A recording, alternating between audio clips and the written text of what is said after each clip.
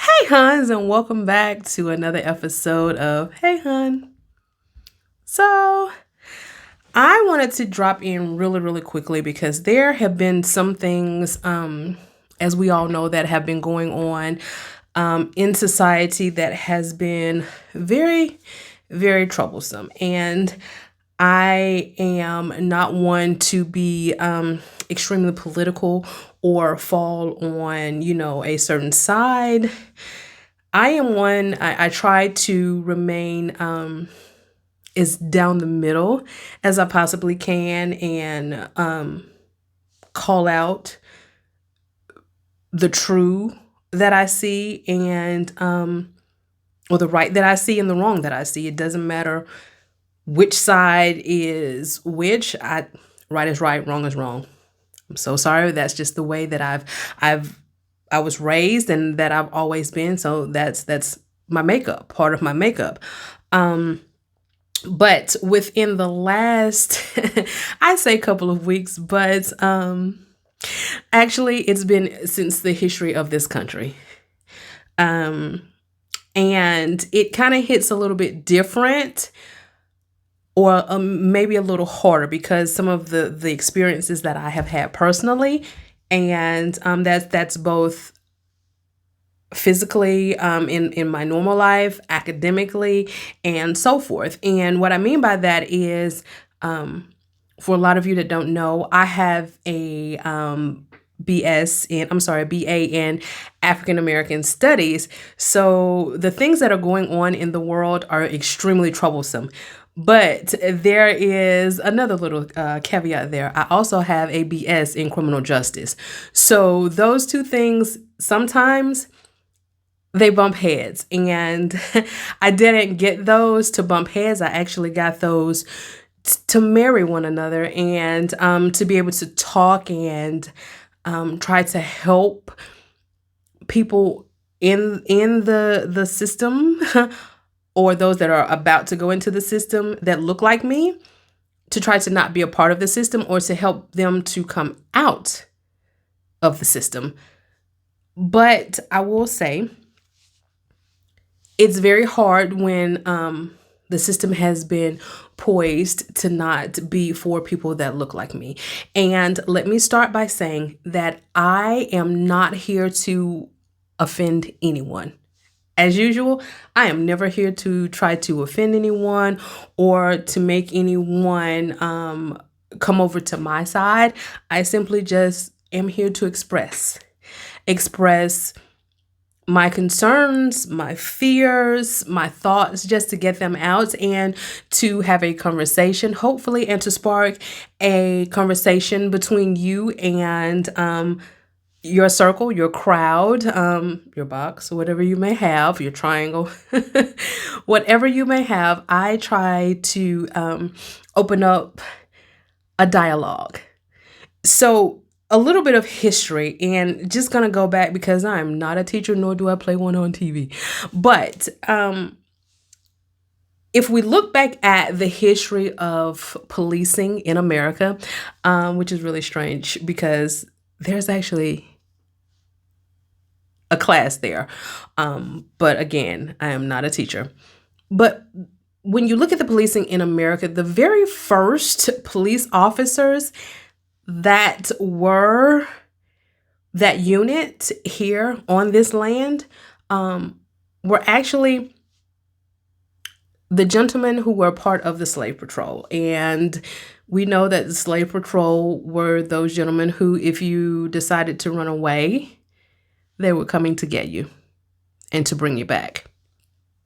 Now, with that being said, there was no training or any protocol to go by because there just wasn't any. Let's just leave it there. And these gentlemen, they were already groomed to have a certain mindset. So,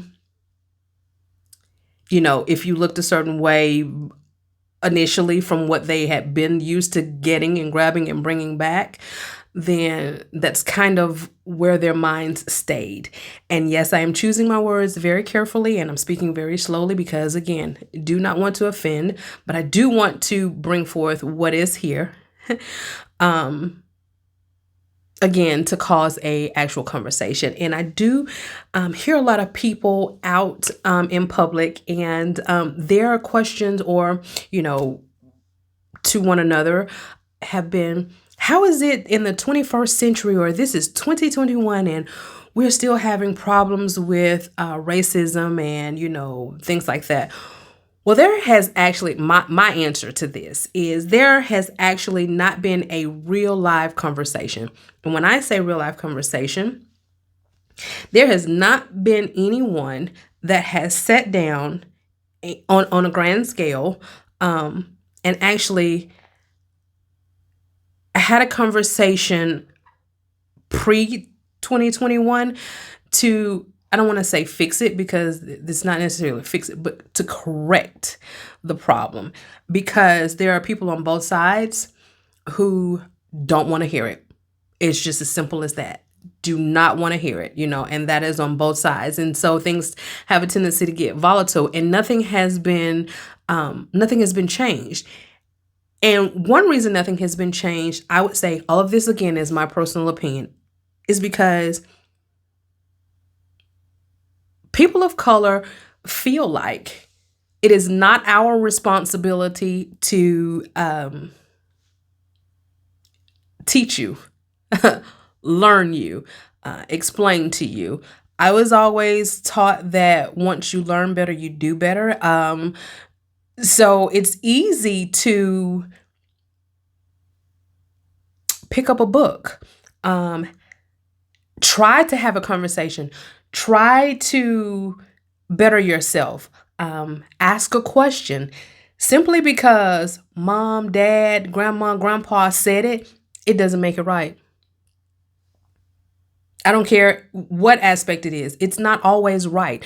Sometimes you have to, because we evolve as humans, we evolve, and there is nothing wrong with, I hate to say going against, but evolving from what someone of 2 generations before you said or did, to come forward and think differently and to possibly bring them forward with you.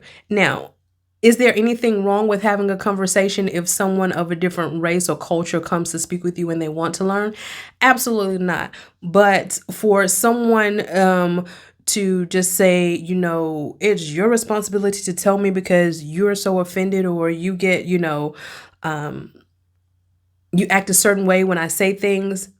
No. To me, that is a person being not self-aware. And I am truly one of those people who 100% believe in being self-aware. So self-aware until I have caught myself and people around me have caught myself, okay, you're being too, because I don't want to intentionally make anyone feel uncomfortable. Now, do I? Yes, I do, because I have a tendency to, I'm not going to tell you at all what you want to hear. That's not my makeup. My psyche can't do it. I'm going to tell you what you need to hear, what I feel like is my opinion, and generally, you should be able to take that because you trusted me enough to have a conversation with me. I'm going to tell you in love whether it's wrong or whether it's right, and possibly with a smile, this same smile. And to have people go and not be self-aware, I think it kind of stems, the problem could possibly stem from there. Again, my sole opinions. But getting back on track to what I was talking about, with what is happening in the world right now with people that look like me. This is nothing new, of course, we know, but it seems to be within the last few years becoming very rampant. And I'm sure it's because there are more cell phones, more cameras. People, are more apt to step in to say something or to do something. And it causes a problem. But what I want to chat just a little bit about here right now, and I want to talk to not just parents or adults, but if you have kids, just kind of relay this information to them. Just a few quick things that I learned when I was doing my internship with the police department.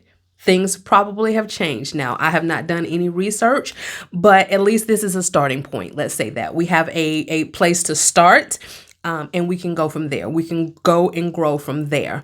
I would just like to use my platform to speak and help in ways that I can, in the manner in which I can. So a few of my tips with some of the things that are happening today. I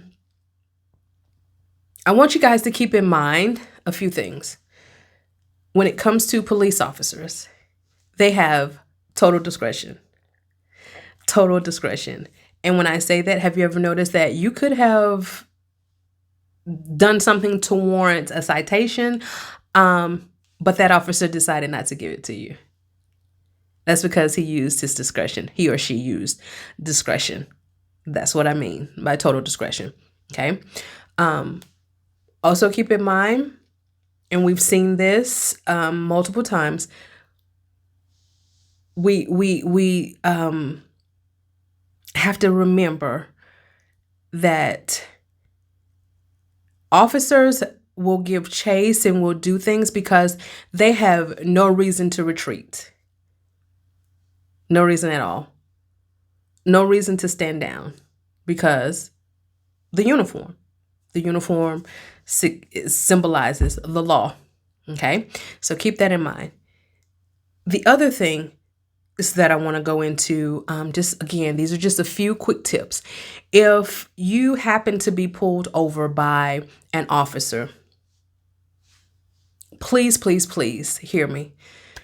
Just these few little things could help save you and or a family member. But please, please, and if you need to, go do a little more research, speak to an officer. I'm sure it's someone that knows you, that knows them, knows an officer that you'll be able to possibly chat with, just to help save yourself and or someone else. When the officer stops you, if you would, just something simple as turning on your overhead light. That way they can see inside the vehicle. Okay? Because what we want to do is not give anyone any doubt as to what we're doing and how we're doing it. Once you have pulled over and your vehicle has come to a complete stop, take your seatbelt off because you may have to get out. Unlock your doors because you may have to get out. The officer may ask you to get out of the car. They may not, but just in case, okay? Before that officer reaches your car, your vehicle, already have your ID and your registration in hand. Preferably already have it somewhere where you can just grab it really quickly. If it's nothing but in the top, in your sunglass holder, because gentlemen, your wallet is back here, so you're reaching. Ladies, you may have to go into your purse and you're digging around. So if you have those things already out, if it's nothing more than just simply a copy, it's something, have it out. License, registration, insurance, have it. So by the time they get there, your hands are on 10 and 2. They can see and it's in. And once they get there, because they're going to ask you the question, do you know why I stopped you? You're able to give it to them because you have it in your hand. Okay. The other thing, a lot of people I've heard and I've seen a video of people losing their minds because what someone has been stopped, they have actually gotten out of the car or tried to get out of the car, and then they have, you know, ill words for the officer because they're asked to get back in, or worse.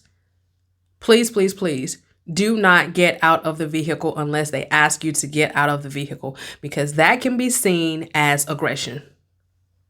If this officer is in their vehicle or they're going to their vehicle and their back is turned,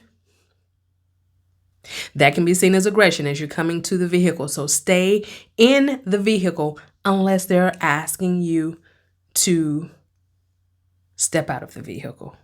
Other than that, stay seated. Where you going? You have nowhere to go until they have done what they needed to do. Okay? Don't walk towards them. Don't walk near their vehicle. Stay in the vehicle. And if that officer decides that you need to get out of the car, open the vehicle from the outside, because inside it could be deemed as reaching. Do not take your hands from the steering wheel. Do not. And I know that people are saying, you know, you're taking the police. No, I'm not. I am not bashing police officers. And I am not criminalizing people of color. I am not. I refuse to. And the reason that I can have this conversation now is because, and I will admit here publicly, I and my son both have a form of PTSD when it comes to police officers and being pulled over, because we have been pulled over. When I say that, guns have been drawn, and we were the ones that called the police because we saw a crime in progress, and I had him to make the phone call, and you know, we were seen as the suspects until information, you know, even though the first thing that we were saying was we made the phone call. But the intake person didn't give the right information, and the officer explained that to us. So by that information being incorrect and my vehicle was rolling by, we were the ones. Guns blazing. And to this day, those blue lights don't just give me, oh my goodness, you know, dang it, I'm getting stopped, or dang it, the officer is behind me. To this day, it puts myself and my son in a very horrible state of mind, because there's nothing like seeing 5 police cars of officers with their guns drawn on you, of what you can see because you hear them, and those blue lights in your face. So yes, I can say this because I get it. I totally understand. I am not saying that you should and you should. I am simply just giving you tips on how to stay alive. Tips on how to stay alive. Because if I'm truly honest, I was one of those people that got out of the car because didn't realize my tag was expired, and you know, the officer couldn't see. So I was about to, he asked me to get out of the vehicle and wipe it off. Well, I needed to ask that gentleman a question. And as I was walking to his car, had no idea, didn't think anything of it, because I wanted to ask a question because we were on the highway. And he immediately, aggressively came over the loudspeaker and directed me to not come near his vehicle. I could not. Learned that lesson really quickly. That was preschool, pre-criminal justice, but do not go towards the vehicle, please. The other thing, I know it seems crazy and it seems as if I am, again, taking a side. I am not. But I will ask any individual that has been stopped by an officer, be it in your vehicle, on foot, Please, please, please follow every single command that they give you, because you never want to give a reason. Now, is it fair? No, it's not. Because did I choose this skin color? I did not. Do I love it? I absolutely do. Why does this skin color make some people uncomfortable? I have no idea. I have theories, but I have no actual proof or idea. Is any of what I just said wrong as to why we're treated that? It's not right. It's not right. But I will say,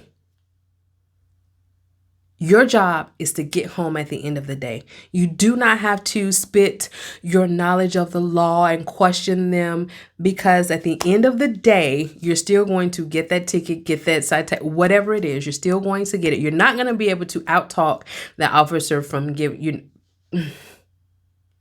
What that's going to do is possibly get additional, they're going to stack.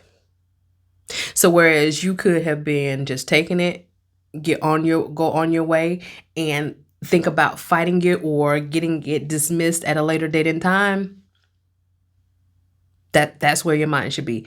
Take it, because on the street is not where it's going, or on the sidewalk, wherever, is not where it's going to be handled. It's not going to be handled there. So your knowledge of the law and things like that, it's good to have. Yes, it's good to know, but you don't have to spend, because what it does is it gets them in a state of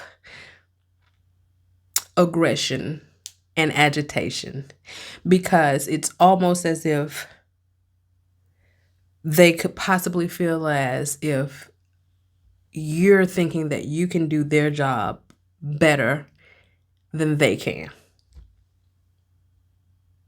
which causes a problem. Okay?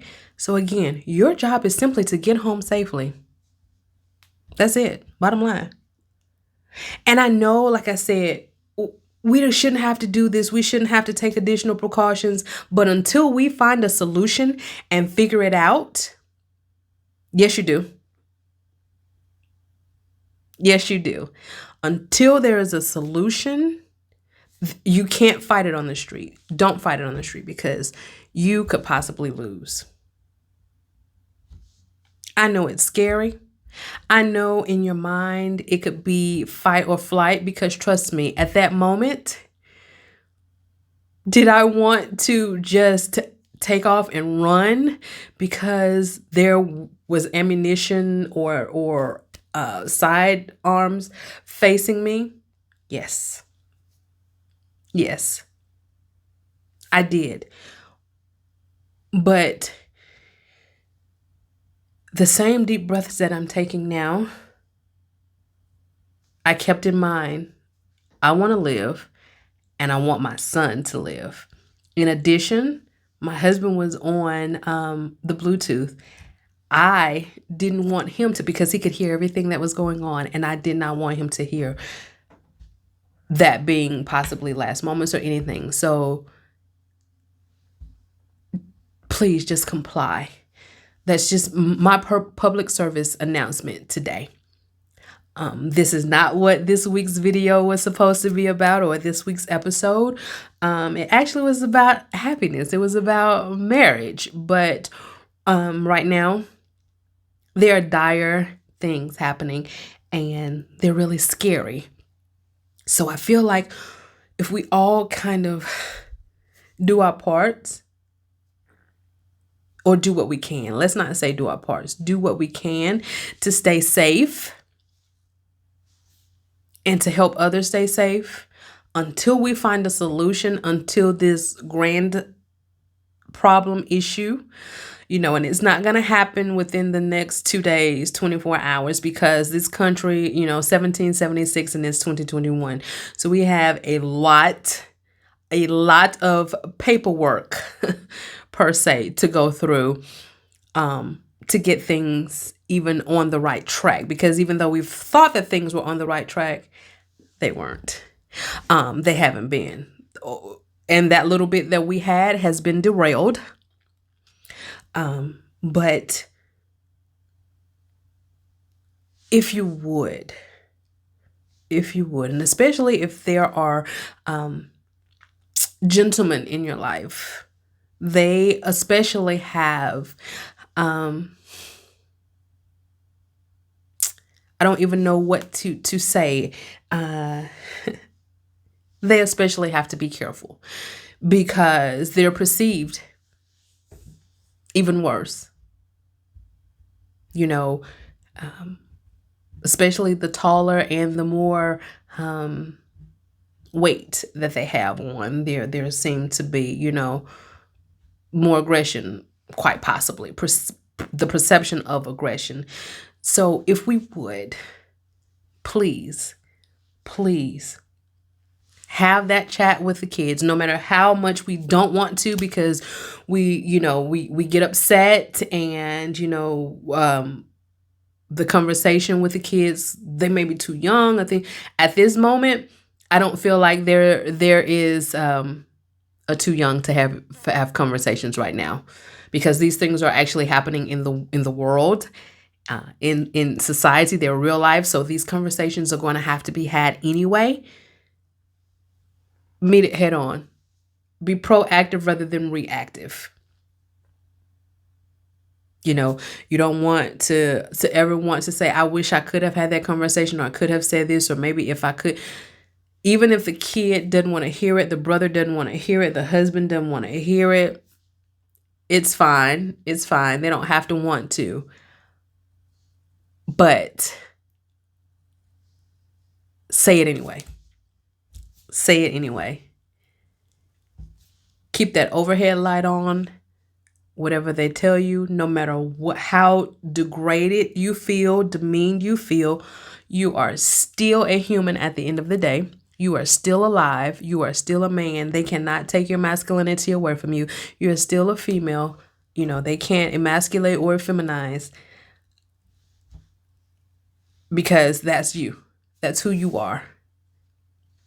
Fight it, or give it to the person that can fight it. Find an attorney.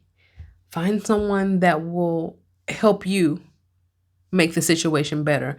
Again, because in that car, on that sidewalk, in that store, or whatever, that's not the place.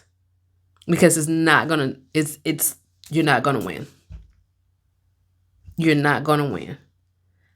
I'm not telling you not to fight it. I will not ever tell you not to fight it. I will not ever tell you to not go and prove your innocence. That is not what I'm saying. I'm simply saying, get home safely.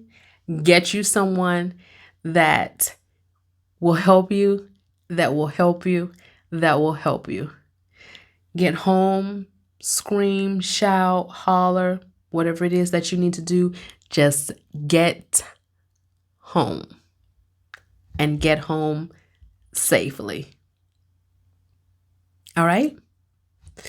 So I love you guys. I appreciate everything that you guys have done with helping with this podcast. We are actually a year old.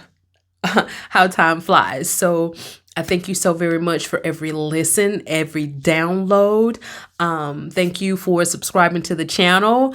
You can always have your friends to subscribe also. We would really, really appreciate it. And don't forget to like this video, hit the bell so that you'll get notified each time that a new video comes up, and listen to us or look for us on iHeartRadio, and hit that follow button there so that you'll be notified there in case you're in the car and you're listening, or anywhere that you get your podcast, where they're available. So if you guys would, stay safe, love hard, and laugh loud. All right. So until we chat again on next week, we'll talk to you later. Love you guys.